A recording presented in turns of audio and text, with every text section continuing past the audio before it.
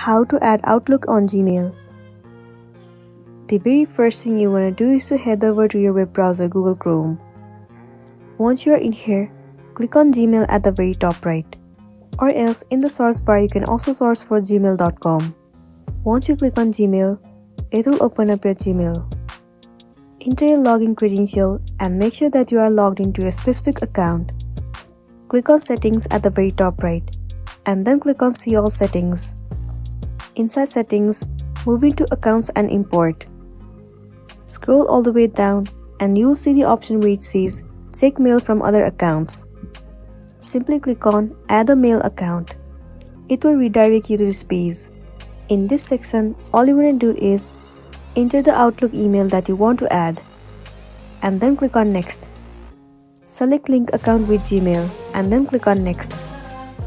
Now enter the password of your Outlook account and then click on Sign In. You have to click on Accept.